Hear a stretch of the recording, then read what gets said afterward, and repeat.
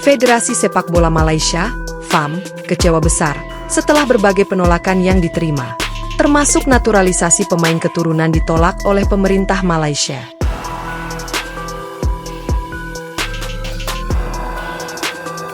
Hal ini berbanding terbalik dengan PSSI yang selalu mendulang prestasi di era kepemimpinan Erick Thohir.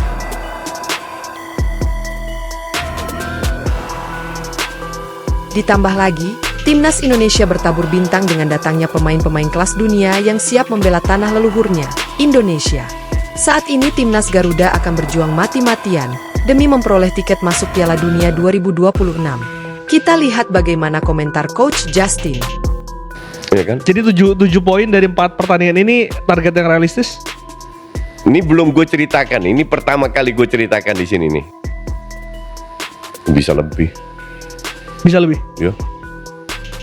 Bisa 9.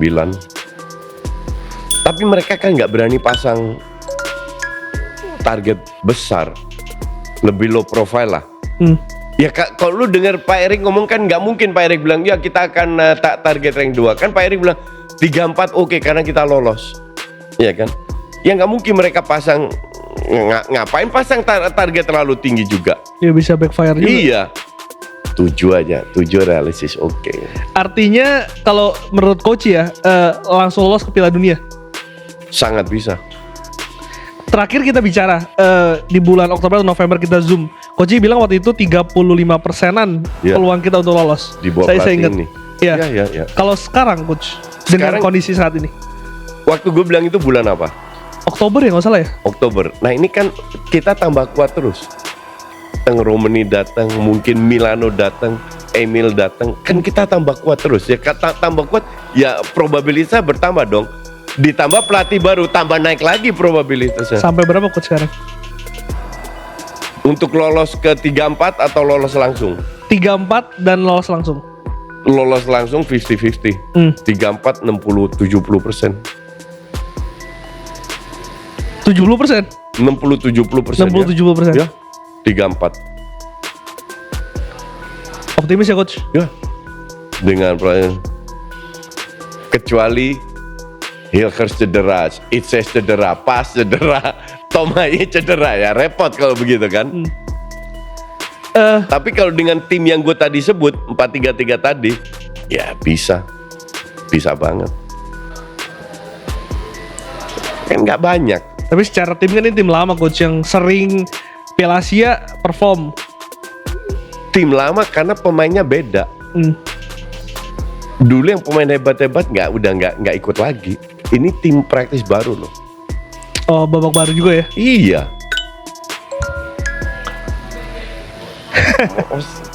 Gue nggak ngerti. Semua harus lihat. Itulah kenapa gue selalu ngelawan data-data. Karena every match is different. Lo harus lihat pemainnya, lihat sikonya seperti apa. Emang sehebat apa sih Australia? Berapa pemain Australia yang main di Inggris atau di Eropa? Tidak ada pertandingan sebelum pertandingan melawan Australia. Nah, betul. Ini gimana caranya? Repot. Ya ini nggak ada pilihan. Ini yang jadi musuh terbesar Patrick Kluivert itu adalah waktu. At least apa yang harus dilakukan? Nggak tahu. Lu harus prepare aja. Lu ketemu pemain menganalisa, ngobrol sama pemain. That's why gue happy kalau dia nggak tinggal di sini. Gamblingnya artinya kan akan sangat besar, coach. Apalagi ini Australia walaupun ya kurang, tetap Australia gitu yang sering lolos Piala Dunia. Iya itu kan di atas kertas. Bola kan di atas lapangan bukan di atas kertas. Targetnya seri kalau kemarin kalau saya nggak salah. Iya itu kan biar low profile kita bisa menang. Ya. Sama kayak lawan Saudi, semua juga pesimis kita bisa menang. Ya bisa menang, emang Saudi hebat apa? Ini coach, soal kalau misalkan ini amit-amit ya coach, targetnya tidak tercapai. Ya. Ini saya sangat yakin akan menjadi serangan untuk Patrick. Pasti itu. Pasti, bukan Patrick aja. Erick Thohir diserang abis.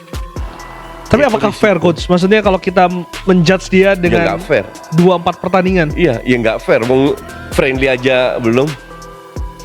Ya nggak fair. Cuman ya, that's our netizen. Cuman gini ya, Patrick ini kan berani mengambil tantangan ini. Pasti dia punya sesuatu juga yang bisa dipertimbangkan untuk bisa lolos atau enggak. Kalau gue setuju, kalau nggak lolos, ya terutama Eric Thoyer sama Patrick Kluivert jadi bulan-bulanan. Tapi apakah itu cukup untuk bisa mengevaluasi posisi Patrick Ya menurut enggak. coach? Ya lu evaluasi pelatih sebelumnya setelah 5 tahun, Ya. ini satu match aja, sekali latihan aja belum, udah main 2 match terus lu nilai gimana? Kenapa gue tanya ini? Karena ini menjadi perbincangan di media sosial, coach. Mungkin kondisi ini, situasi ini yang membuat hal itu. Ya makanya gue Muncul tadi bilang musuhnya Patrick Kluivert itu waktu. Karena nggak ada.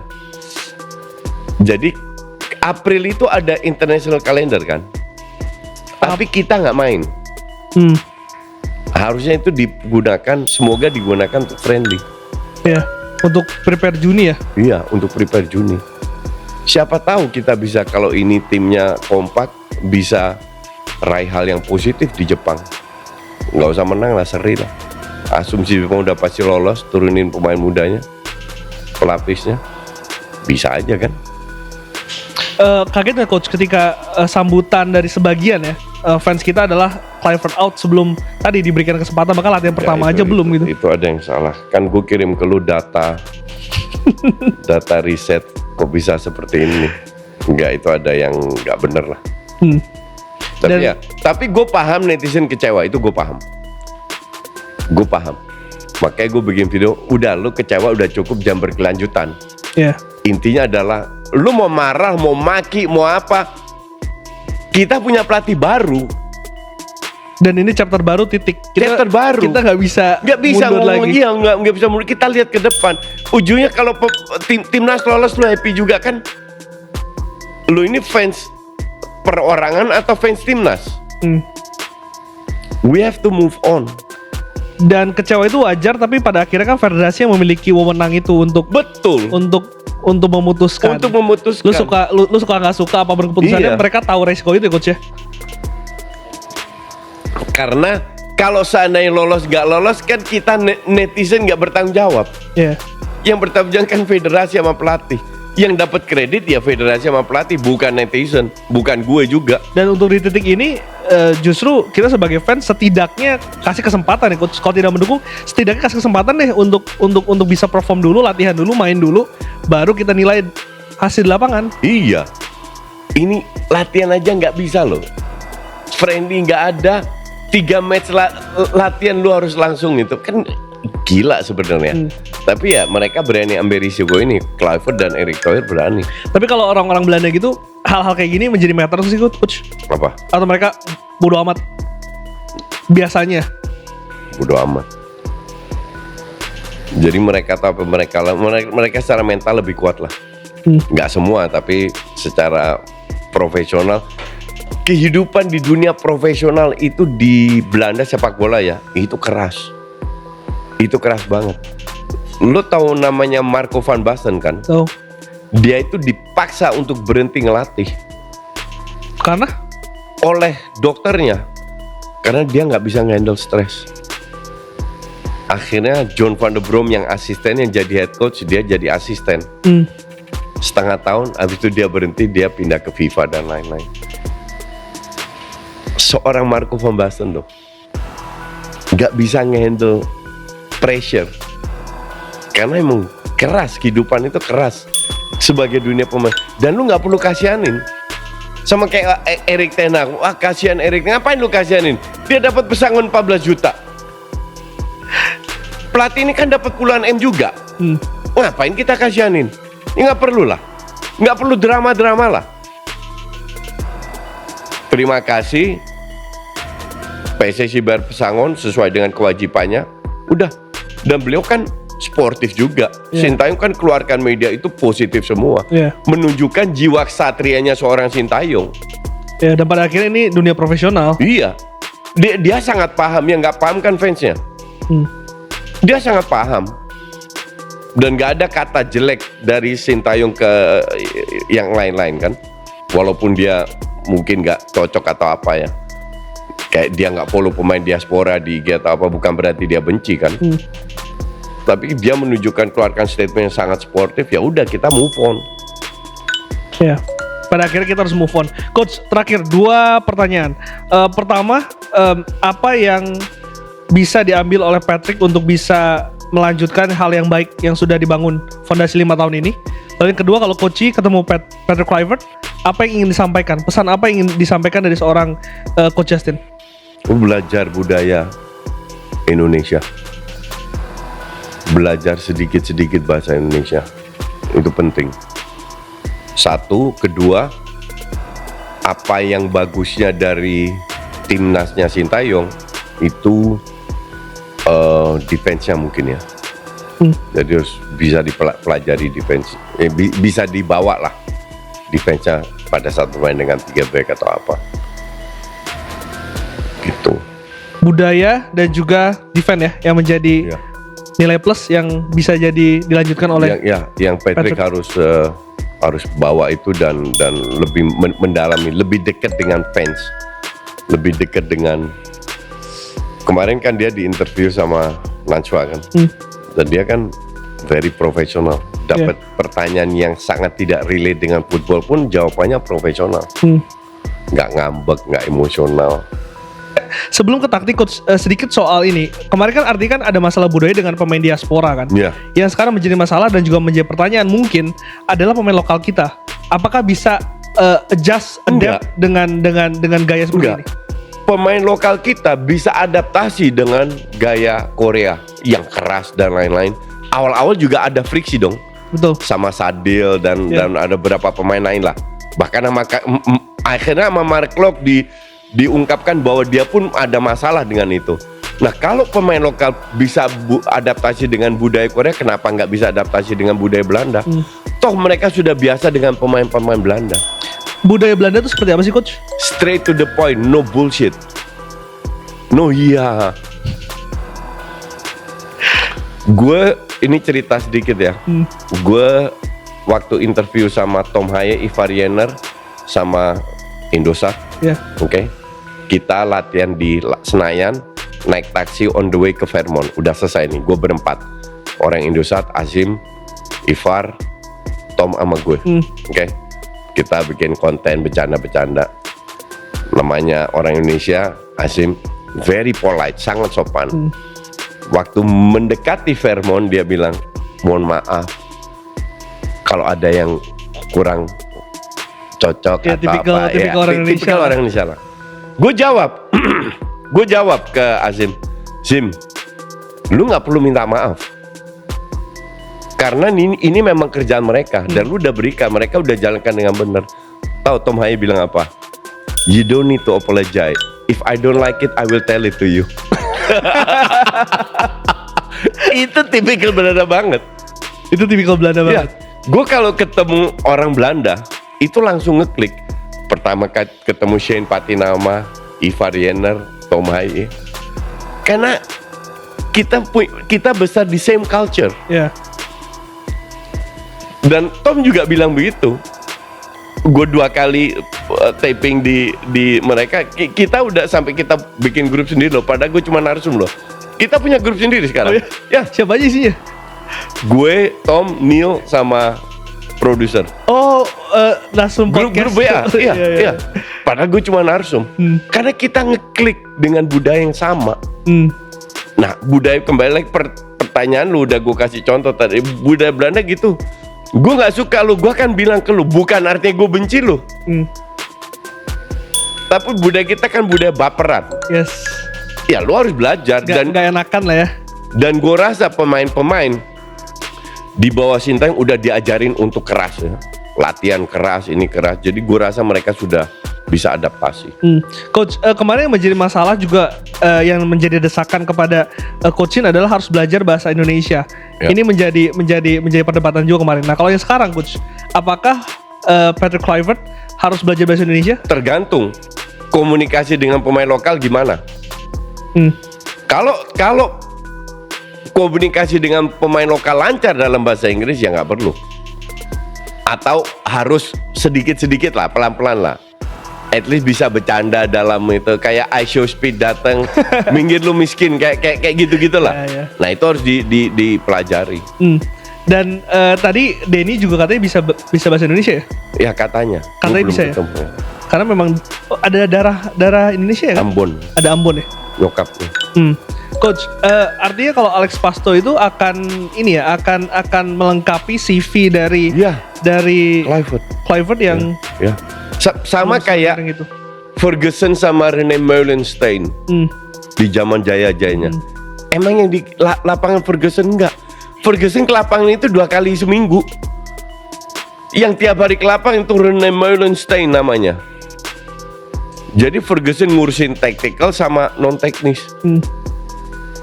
Yang lain asistennya semua. Sekarang juga Patrick lebih ke non teknis, auranya. Tapi auranya itu cukup coach untuk bisa merangkul ruang ganti, Ya kita lihat nanti. pemain bisa look up ke dia. Harusnya iya. Kalau lihat CV dia sebagai pemain harusnya iya. Ya lu kalau main di Persija ketemu pemain yang tahunan main di Barcelona cetak 90 gol, 6 tahun main di Barcelona, masa lu nggak look up? Ya. Jangan kan pemain luar, misalkan dilatih seorang BP pun Iya, kayak gitu dilatih juga. betul, dilatih Kurniawan BP aja pemain udah begini. Ya, Apalagi Patrick Kluivert. ya make sense ini. Gitu aja. Coach, kita masuk ke soal taktik. Tadi coach mengatakan biasanya Belanda itu 4-3-3 sepak bola menyerang, position ball yang kemarin juga disampaikan oleh Patrick ketika Ya. konferensi pers. Ya. Tapi masalahnya adalah selama 5 tahun ini kita selalu main 3-5-2 dengan melakukan transisi menyerang. Ya atau 3-4-3 lah. 3-4-3. Ya. Tom Hay yang menjadi kunci di situ. Ya. Gimana ini bisa merubahnya? Apakah akan cepat, akan mudah, atau akan sulit untuk bagi pemain? Oke, gini. Lu waktu kecil lu suka makan apa? Suka makan ayam goreng. Ayam goreng. Oke, lu dari kecil makan ayam goreng. Oke. Di usia 20 tiba-tiba lu suruh makan steak. Lu makan steak 2-3 tahun. Habis 3 tahun lu mendadak kembali ke ayam goreng. Lu nikmati nggak? Nikmatin aja sih. Lu naik sepeda. Lu dari kecil belajar naik sepeda. Mendadak lu 10 tahun nggak naik sepeda. Emang lu nggak bisa naik sepeda lagi? Kalau kita bicara budaya bermain sepak bola itu dari usia dini, my man. Dari usia 6-7 tahun ke 20 tahun mendadak main 3-4-3. Mereka berusaha untuk menjalankan sistem ini. Tapi yang gue dengar juga bukan Messi Hilger saja, Kevin Dix pun gak setuju dengan sistem ini. Ini yang gue dengar. Gak setuju tuh karena apa? Karena dia terbiasa dengan main. Gak jalan sistemnya.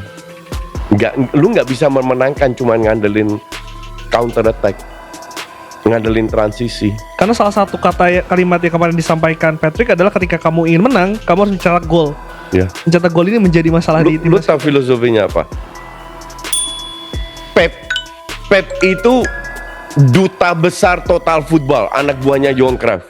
Yang mempromosikan total football itu di era 10 tahun terakhir itu namanya Pep Guardiola. Filosofinya kayak apa? Simple. Kalau kita mau menang, kita nggak boleh kebobolan.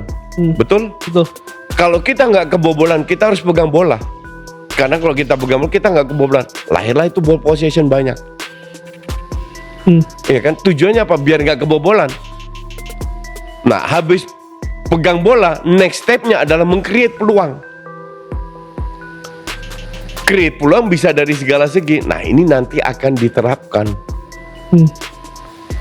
Create peluang dan cetak gol. Ultimate-nya ball possession, create peluang, cetak gol. Secara kualitas kita menunjang untuk itu coach, untuk filosofi itu. Iya, karena lawan kita juga sama levelnya.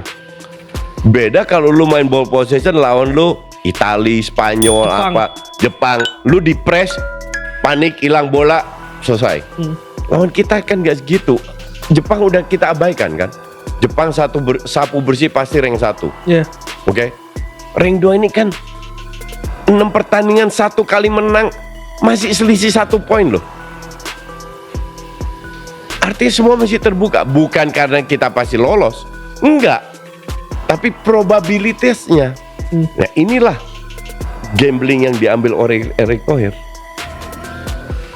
Dan in this case gue setuju. Dan sebenarnya ini udah berkali-kali gue bilang, Glenn, bahasa itu penting, budaya itu penting, dan bermain bernyerang. Karena mereka dari kecil udah biasa main 4-3-3. Itu udah kalau lu nonton ngikutin gue udah berkali-kali gue bilang. Coach, yang jadi pertanyaan juga kemarin soal 4 back dan juga 3 back. Kita tahu Rizky Ridho kan di Persija main 3-5-2, Jayitses di Venezia main 3-5-2. Apa yang akan membedakan ketika filosofi ini diterapkan dengan 4 back dengan selama ini kita main 3 back? Sebenarnya bukan masalah 3-4 back, masalah intensi menyerang atau bertahan. Di kita 3 back ini pasif di belakang, nggak maju. Arsenal juga sebenarnya main 3 back, tapi maju, Gabriel maju, ini maju, semua maju. Itu Itses juga maju, Mace juga maju. Kalau di sini mereka lebih pasif untuk menerima serang, siap untuk diserang, kasarnya begitu. Enggak. Jadi 3-4 back itu kan cuma line up. Gue bisa pasang 4 back, Dix masuk ke dalam, ujungnya 3 back juga di belakang. Atau wingernya keluar, Ivar agak turun, 3 back juga. Ya, ini kan cuma geser-geser pemain. Bukan masalah itu, tapi intensi. Dan kalau lu bicara, emang Itses seumur hidup main 3 back terus? Enggak juga sih. Kan enggak, kan baru di Venezia. Waktu dia kecil sampai emang dia main 3 back sampai dia besar sebelum bisa. Kan enggak. Nah kalau Rizky Ridho gue nggak tahu. Ya Rizky Ridho harus bisa adaptasi dengan sistem baru. Kalau enggak ya susah masuk. Siapa yang akan menjadi kunci, Coach, dalam filosofi yang nanti yang diterapkan menurut Coach? Tom Haye. Tetap Tom Haye. Ya. Tapi dia akan lebih diberikan free roll kayak Marcelino, lebih bekerja sama dengan Marcelino, ngebantu siapa yang di depan. Either itu strike oleh Romani lah, Milano Jonathan lah, siapalah orangnya itu, siapapun orangnya. Bisa juga Sananta, bisa juga bilang, oh gue mau main real striker. Ya itu Fisik juga kuat, itu juga yang jadi ini ya. Ya. Jadi belum bisa dipakai timnas kita adalah striker murni ini belum bisa masuk formulasi. Nah ini tugas Alex Pasto, Danny Lansat melihat evaluasi pertandingan lawan AFF, lihat pemain muda siapa di situ. Kualifikasi 6 match ini semua akan sampai detailnya akan dicek lagi. Seberapa penting sih Coach melibatkan pemain dalam menentukan taktik? Penting, terutama pemain senior. Itu hal yang normal di Belanda, diskusi dengan pemain, terutama pemain senior ya, dengan kapten, dengan ya berapa pemain senior lah, normal itu. Kenapa? Karena nanti pada saat ada yang nggak paham atau tidak setuju pemain juniornya sama yang senior bisa dijelaskan. Jadi itu normal. Gue juga kaget pas gue denger ternyata nggak terjadi di timnas kita diskusi masalah taktikal. Kalau nggak ada friksi itu kan antar pemain. Ya dan ya budaya itu sih yang menjadi menjadi masalah ya. Kalau soal Pep bilang ini cara gue, atau Amorim lah kemarin, ini cara gue, lo harus ngikutin. Ya iyalah, pemainnya hebat semua ya, gampang lah. Nah pemain kita kan beda, nggak bisa kayak begitu. Levelnya belum di situ. Kualitasnya beda. Jadi bukan masalah ini sistem gue. Kalau Pep suruh pegang Everton, do you think dia akan main kayak City? Nggak bakalan. Menyesuaikan pemain. Menyesuaikan kualitas pemainnya. Tapi kalau dia pegang selevel City, gue juga jadi Pep akan lakukan yang sama. Ya lu pada hebat semua kok, gampang lu jalanin, iya kan? Gitu. Coach, satu kriteria yang kemarin sempat dibocorkan oleh Patrick Kluivert adalah jam terbang dalam klub. Ya. Ini kan menjadi berbeda ya, karena kita tahu beberapa pemain di era sebelumnya di klubnya nggak punya jam terbang, tapi di timnas ini selalu dimainkan. Ya. Nah ini Coach melihat perbedaan ini gimana Coach? Apakah memang jam terbang itu menjadi hal yang mutlak dimiliki pemain untuk bisa membela timnas? Enggak, feeling gue enggak. Gini, kita lihat yang punya jam terbang sedikit ya di squad ini. Ivar Jenner, strike, Arhan, Nathan, Arhan, Lino, Marcelino. Yang fix jadi selalu jadi starter itu kan ya Martin Pas, Kelvin Verdong, Itses, Hilkers, Ragnar mungkin. Shane gue nggak tahu, Sandy gue nggak tahu, tapi banyak yang nggak itu juga. Nah, kalau lu hanya berdasarkan pemain jam terbang tinggi, artinya lu cuma pasang 7 pemain atau 6 pemain, nggak mungkin kan? Ini kan idealnya, kan dia itu baru datang, diserbu dengan segala alasan, dengan segala pertanyaan, seolah-olah dia udah 6 bulan pegang ini tim, nggak make sense lah. Pasti dia punya kriteria, diusahakan pemain yang punya jam terbang banyak. Kalau nggak bisa ya mau nggak mau. Makanya menganalisa pertandingan yang sudah kita mainkan itu penting. Contoh Ivar Jenner itu cadangan di Utrecht 2, Divisi 2. Di Jong ya? Jong Utrecht. Tapi dia cocok dengan Tom. Pasti jadi bahan pertimbangan lah. Iya kan? Nggak mungkin nggak. Untuk pemain lokal kita yang bermain di domestic league, di Liga 1. Ya. Apa coach yang harus dilakukan untuk bisa setidaknya berkompet masuk ke skuad timnas? Ya lu harus bisa bersaing dengan para diaspora. Caranya? At least lu perform di klub lu. Karena feeling gue Denny Lansat akan memantau mereka. Artinya Denny yang memiliki peran itu Denny. Gue, ya. Karena kan kemarin Patrick mengatakan dia akan in and out, nggak akan tinggal di sini. Ya. Ya nggak ada guna juga tinggal di sini. Wong pemainnya main di luar semua. Mending lu tinggal di Belanda, lu samperin itu semua pemain satu-satu. Lu pantau mereka.